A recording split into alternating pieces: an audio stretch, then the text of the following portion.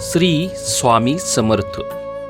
नमस्कार मित्रांनो, मागील 2 भागामध्ये आपण साधना म्हणजे काय, ध्यान, नामस्मरण, गुरुमंत्र आणि मनशांतीचा मार्ग समजून घेतला. आज आपण या मालिकेच्या अंतिम आणि सर्वात महत्त्वाच्या टप्प्यावर आलो आहोत. आजचा विषय आहे आत्मसाक्षात्कार म्हणजे नेमके काय. मित्रांनो, प्रत्येक माणूस आयुष्यभर काही ना काही मिळवण्यासाठी धावत असतो. कोणी पैशामागे धावतो, कोणी प्रसिद्धीमागे, कोणी सत्तेमागे, कोणी मान सन्मानामागे. पण एक दिवस असा येतो जेव्हा माणूस स्वतःलाच विचारतो, मी एवढी धडपड केली पण मला खरी शांती मिळाली का? याच प्रश्नापासून आत्मसाक्षात्काराचा प्रवास सुरू होतो. मित्रांनो, समुद्रात कितीही नद्या मिळाल्या तरी समुद्र शांत असतो, कारण त्याला स्वतःची ओळख असते. पण छोट्या तळ्यात एक दगड पडला तरी लाटा उठतात. आपले मनही तसेच आहे.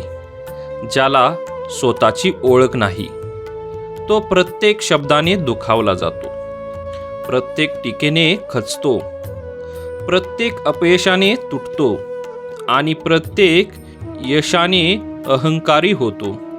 पण ज्याने स्वतःला ओळखले त्याला कोणाच्याही कौतुकाचा गर्व होत नाही आणि कोणाच्याही टीकेने तो तुटत नाही.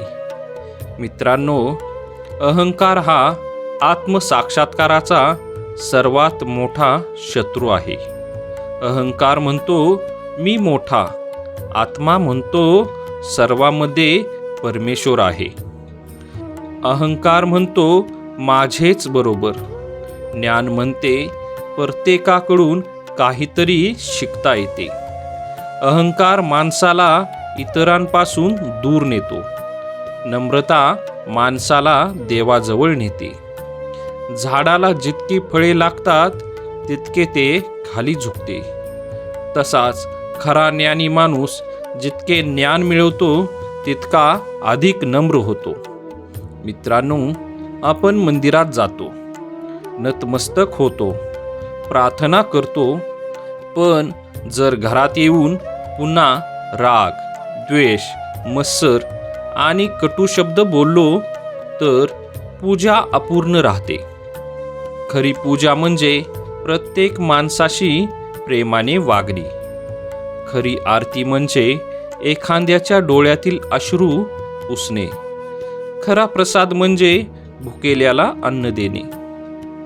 खरे दर्शन म्हणजे प्रत्येक जीवामध्ये देव पाहणे. मित्रांनो, एक संत म्हणाले होते, देव शोधायला मंदिरात जा, पण देव भेटायला माणसात या. किती सुंदर विचार आहे. आज जगात नाती तुटत आहेत, कारण लोक जिंकू इच्छितात, समजून घ्यायला तयार नसतात. प्रेम मागतात पण प्रेम देत नाहीत. आदर अपेक्षित असतो पण दुसऱ्याला आदर देत नाहीत. साधना आपल्याला शिकवते, प्रथम स्वतःला बदला, मग जग आपोआप बदलल्यासारखे वाटेल.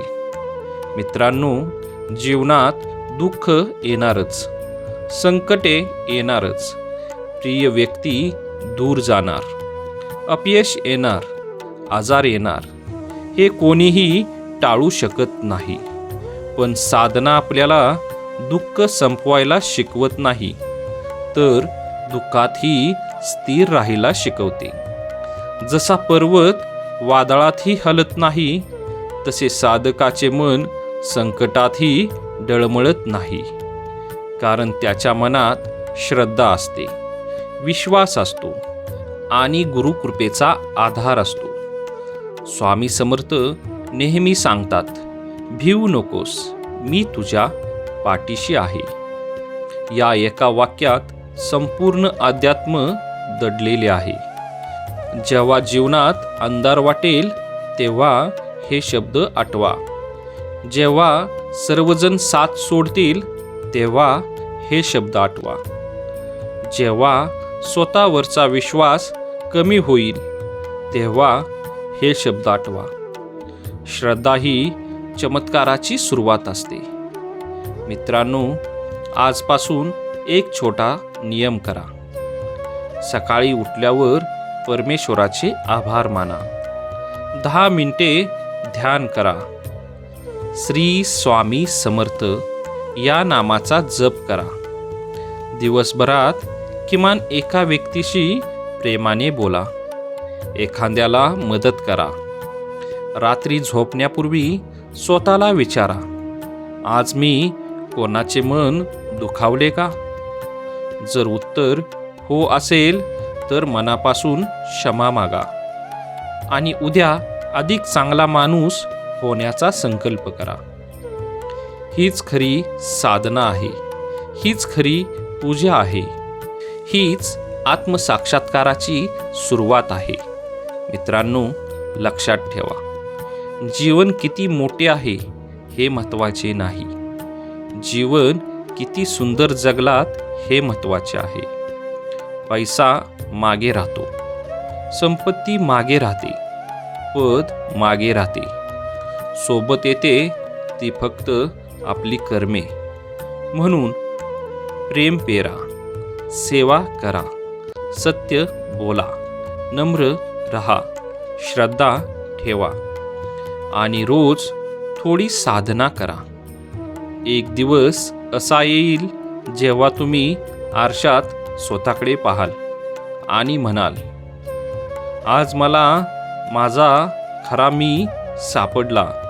तो क्षण आत्मसाक्षात्काराचा क्षण असेल.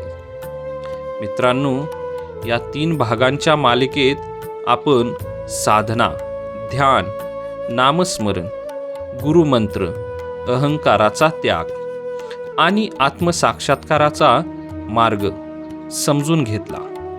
हे ज्ञान फक्त ऐकण्यासाठी नाही, ते जगण्यासाठी आहे.